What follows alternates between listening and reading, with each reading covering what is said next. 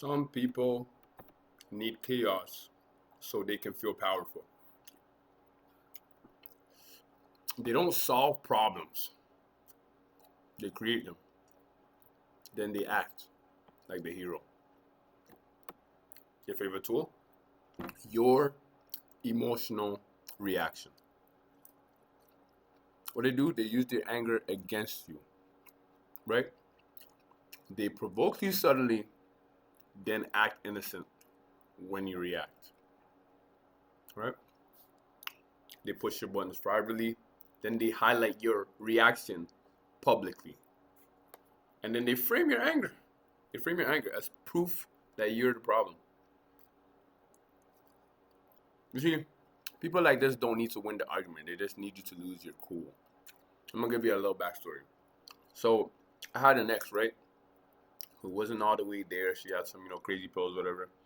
She had some manic pills, but it's okay, whatever.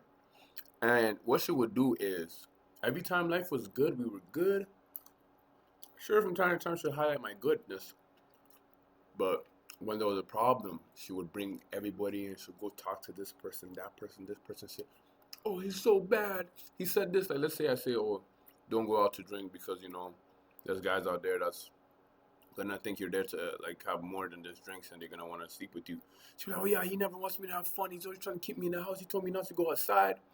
And now, with that narrative being switched, there's gonna be a bunch of people who slowly start to look at you like, oh, this person's controlling. He's this, that, and the third. Right? They won't say the full story. And what they do from the beginning of it, they start doing this. So by the time you guys are not longer on talking terms, etc., it's easy for a lot of people to say, hey, I'm going to side with this person because they seem more level-headed. Not knowing they were only talked, they only got half of the story. And the half they got wasn't even the truth. Right? So, yeah. So these people use the narrative to control the taxes. I'm just reading my talking points here. So the way they do this, like I just said, selective storytelling. So they leave out what they did and only show your reaction. The funny thing is, they could also do this by, if you don't have the best memory, they could say something like, you guys could have an argument and you can make a great point about why you did something to react to what they did. And then next time they have an outburst where you might be in the wrong, they're going to bring up that part again. And then they're going to ignore the part you said, and then they're going to go back to the point of, oh yeah, what you did was bad because of their part. And if you're in a very emotional argument of just getting a repertoire and trying to defend yourself because you're getting points thrown at you again and again and again, you might just let that slide, and then they're going to keep doing that. So avoid those type of people. What they are really big on is victim playing. So they will do something to get you cheesed, upset, pissed, right? And then they flip the script so they look calm and you look irrational. So I hate motherfuckers like this, bro. And it's so hard to tell. But don't worry, I'm gonna give y'all points to be able to figure it out. Another thing, gaslighting. So they deny, they minimize, or they distort events to make you doubt yourself. So you could say, hey, look, I don't like the way you were flirting with that guy. It made me feel like this. Oh, he wasn't flirting. He's just my friend. Oh, it wasn't this. It's just this. Right? So they make it seem like you tripping or your concerns are that. Right? Mind you, emotional cheating is just as big as physical cheating. And even more because you're kind of hiding it more, you know what I mean? So with that being said, protect yourself. If you realize someone's constantly not taking accountability and you're always kind of trying to downplay the way you feel, even though you have set your boundary, you don't need to argue. I don't recommend arguing because you're just giving them ammo to defend themselves. Say what you gotta say once, maybe twice. Then you react with distance moving forward. Third, triangulation. So it kind of fits into the selective storytelling. So they bring in other people to validate their version of the story. So remember, like my ex, right? From the beginning, what they do is just slowly get people on their side by changing the narrative and selectively saying stuff, so that when you guys are done, people are always gonna look at you like you're the villain. They become masters of this. And when you put them in their place and you tell them, hey, I know what you did, you're gonna definitely lie about it, and you're just gonna try to like downplay it again.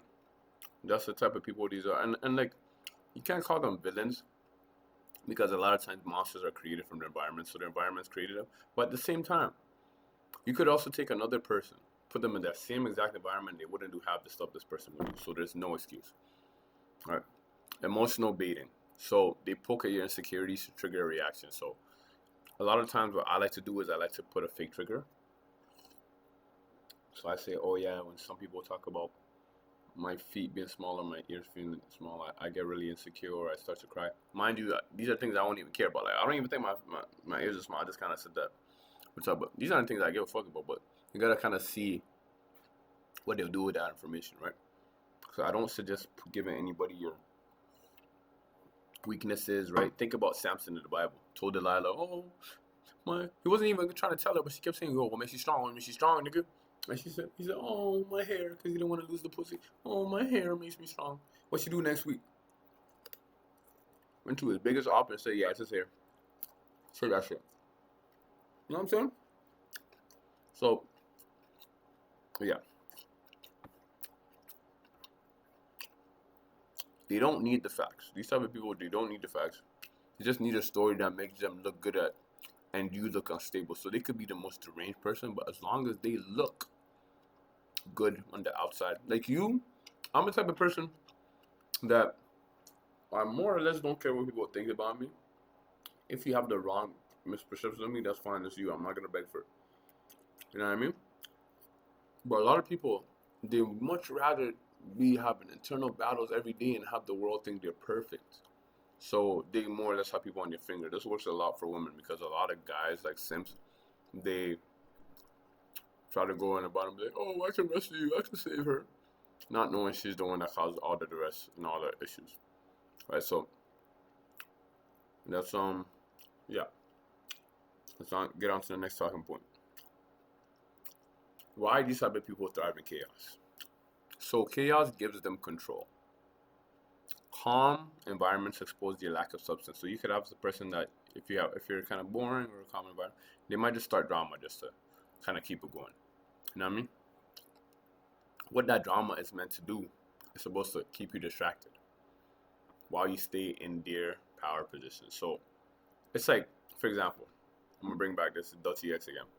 Always drinking, always getting blackout, etc., etc., getting butt naked on the stairs, eating some chips. I went and I told her, yo, this is a recording of how you were last night. Instead of saying, damn, I really do have a problem, maybe I should chill. She said, oh, why are you recording in my privacy of my own house? You know what I mean? Because of that drama, now I'm put in a situation of like, oh no, I didn't mean to be like that. It's just like this. But that's the way it came off. Oh no, but I can't perceive the way you see? They change the narrative. They can use anger. A lot of people are uncomfortable with anger. So they get very defensive. Right? A lot of people are masters of this, right? They use emotional weapons at you so that instead of addressing the problem they have, because for them, they can't address their problems. Maybe they might say sorry and then not really internalize it, but they can't address their problems because it shows there's an issue. And to them, they can't see the issue in what they do, or they would actually be good people, right? A lot of bad people, they don't look at themselves as bad, or they just don't care. If they did, there'll be a lot less evil deeds going on. But these type of people, they feel important when everything is falling apart. So in a sense, chaos is their oxygen. If things get peaceful, they suffocate, right? And they could grow up in chaotic backgrounds, etc. But like, yeah, more or less. So this is the signs you're dealing with the emotionally driven person. Emotionally, with the chaos driven person, you always feel like you're defending yourself, right? That's number one. This perfect example is the one I just gave you. 2, conversations turns into traps. So you could say something and you find they're using it against you in the not in the context that you said it, but like in a way to kind of twist the narrative, right? You could say something to them in confidentiality and they'll turn into like an inside joke with somebody else. You know what I mean? They never take accountability, and never is a strong word. Sometimes they can use an emotional weapon of, oh yeah, I'm sorry, when they're fully in the wrong and you didn't do anything. What? Or just any instance that you might have messed up on an accident or something, I guarantee you they're not taking accountability because they're always going to point the finger of what you did too. You feel like you're walking on eggshells. This speaks for itself, right? You don't want to even tell them the problem because you know they're going to explode. And you leave interactions feeling drained or confused. So you can go into interaction with calmness and say, okay, I'm going to tell her this, that, and the third. And then they could change the whole narrative and kind of just like get you feeling like what just happened. Right? So remember this, man. If every conversation feels like a courtroom or you're not in a relationship, you are in a power struggle, bro. You are in a pressure. So how do you protect yourself from these type of people? One, I want you to stay calm and don't give them the reaction they want. So they could say something and they could send you a bunch of paragraphs. Right? I had a dumbass like she sent me a bunch of videos that could be taken completely out of pocket, right? And I'm like, oh, okay. I try to see the good side of what she was sending me. And then I sent her like 2 or 3 videos that could maybe get taken out of pocket. And then she starts spazzing. And I'm like, you spazzing. Everything you sent me this morning, you the one spazzing. Don't even get on that, bro. And I know it's hard. A way you have to figure out when you're about to get hot is next time you get mad, I want you to understand what's going on with your body, right? For me, when I get mad, my stomach starts getting hot. And I kind of don't want to stop myself. I'm just like, my body slowly vibrates, right? You have to be able to notice when you're going to get angry and be, okay, this person's pissing me off. And just not even say anything or just calm down. Or just say, yo, let's just agree to disagree. You know what I mean? You don't have to end the conversation if something's like big for you, if something you don't want to let up, but don't give them the reaction you want. 2, keep the conversation short and factual. So even if this isn't someone you're with in a relationship, even if you're within a relationship, right? Keep it short and factual. A lot of times they hit you with a bunch of facts that aren't really important just so you're in the defensive mode, right? Like I had this same dumb ex, great for talking points, by the way. She said, yeah, when you point something bad about her, she changes the topic, right? She thinks that was haha, like I just do this, but it's like, no, it's mental illness, bro. 3, don't argue when you're emotional because that's how they use it. They thrive in chaos. They've been living in chaos way longer than you probably. So it's like the strong element. It's like getting a Pokemon. It's like me, right? Today I'm a ground Pokemon. I'm freaking I'm Gyarados or I'm something that's a ground Pokemon, and I'm going in the water, and I'm facing a Squirtle.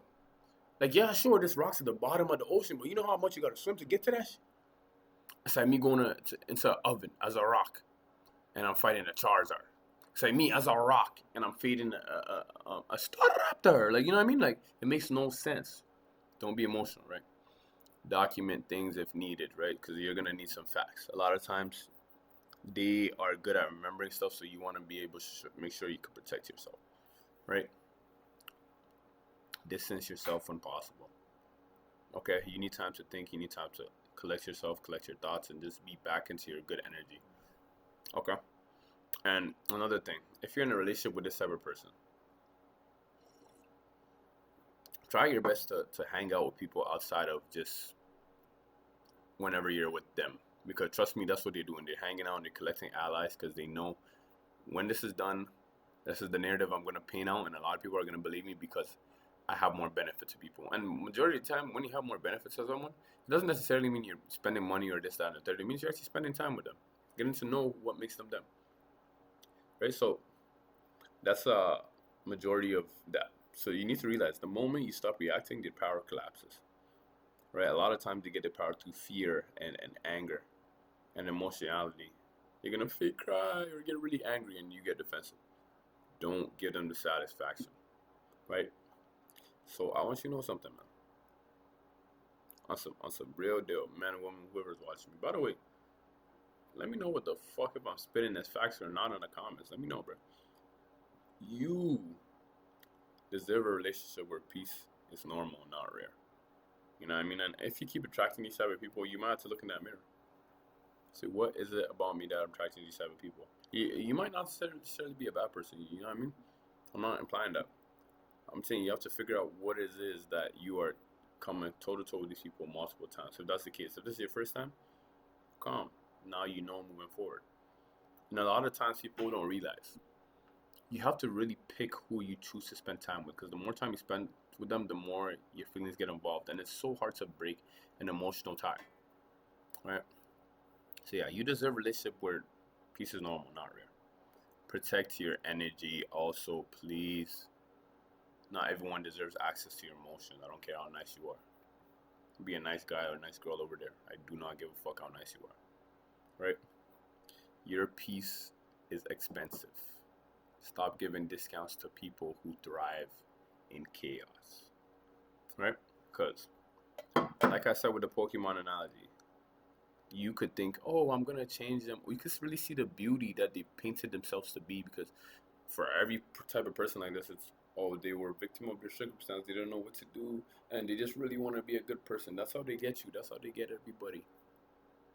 It's okay to look at someone and say, damn, you had a lot to offer. I'm just not gonna be the one to change you, because that's a lot of work that you should have been doing yourself, right?